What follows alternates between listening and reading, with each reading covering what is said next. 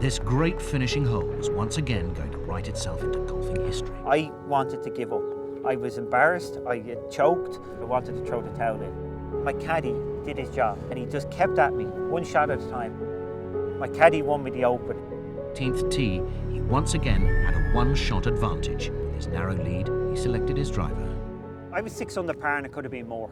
Nothing could go wrong. I am literally the most confident person at that point in time. Ronan knew well enough to leave me alone. You know, it's not a time for getting in there. I got up on the tee box. I was going to bust it down the middle. I had hit it dead straight all day. I never felt better. And I got a tiny twinge of doubt at the top of the backswing. And when you're not expecting it, that can manifest itself in a huge reaction. I've got underneath and then blocked it right. And I've like the initial reaction is complete horrified. How could I have done that? I've been playing so well. But when we get down there and I hit the next shot, it's when Ronan came into his own. At this stage, it's business as usual. So I've hit that. I've deliberately tried to recreate the shot. Yeah, I've recreated perfectly the shot. Let's find out where that is. That is heading down towards the Barry Burn. So you come all the way down here, what, 280, 290 yards to where the ball nearly went across the burn. And how much was said between you and Ronan on that walk? You know, to be honest, not much. No. No, this is... Nothing needs to be said. Nothing needs to be said. You can see I've got over it. We're doing the practical. Ronan's trying to get his work done and get his yardage. Yeah. So his job, we've gone down, we've said we've crossed here, so now I have to drop the ball. Even though I'm going to be dropping short of the bridge, I have to walk across the bridge to look at the target because it's a blind shot. And that meant as I walked across, I met Sergio coming up 17. Well, there was a lot said about our meeting.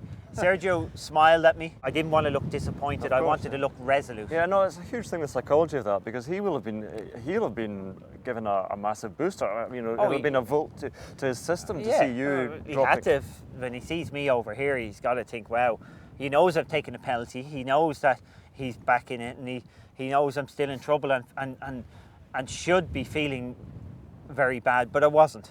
I was still positive at this stage. I was in a good place. Harrington's one-shot lead now looked very fragile. I had 238 yards. Over water, out of bounds left, out of bounds long. If this was in the regular tournament, you'd have lay up from here. But I was forced into it. 3 from here would secure an 8 under par total.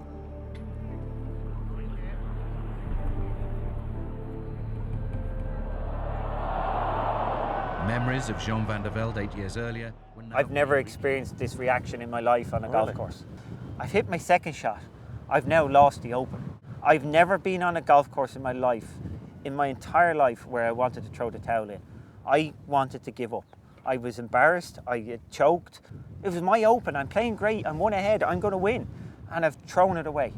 Those present around the 18th green were stunned by what they were witnessing. I mean, Ronan knows you and knows how you operate, but it's you're experiencing something that you've never really experienced before. So what does he do? What can he do? There's almost nothing you can do. Let's just say, right, this is next shot. This is what he did. I wanted to give up. He kept doing his job. He kept at me. He kept... Now, for 50 yards, I'd say he took the club off me because I think I would have hit him with it. I was gone. And he just kept at me. No, one shot at a time. And they're only cliches. But after about 50 yards, I started to listen to him. For whatever reason, maybe I had nothing else. And by the time I got to my golf ball, I was believing him. Harrington needed the chip and putt of his life for a realistic chance of staying alive. I've fallen on a beautiful yardage for me. 48 yards was just this particular shot I hit all the time. I've stood there really excited about it, got my spot, and I fired it in there nice and low. The crowd rose to their feet to greet the Irishman to the final green. I don't think I've ever been more in the zone than on that chip shot. It's the greatest shot I've ever hit in my life because it's easy to hit a great shot when you're feeling good. It's really difficult to hit a good shot when you're feeling bad. I should have been feeling the lowest ebb at this point. In the circumstances to come out and be back in the zone and hit the shot, I have to give all credit to Ronan. Without him, I wouldn't have done it. I've forgotten about the mess I've made. I've forgotten nearly about the Open Championship at this moment. I've just got an opportunity in front of, 20, 30,000 people that are in the stands here of, you know, hitting a great shot and giving them something to cheer about.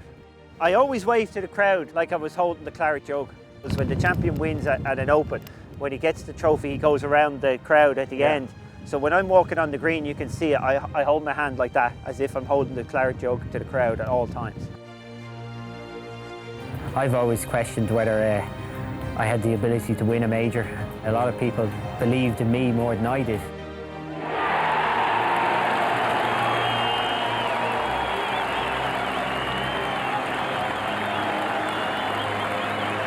The moment of victory was Padraig's.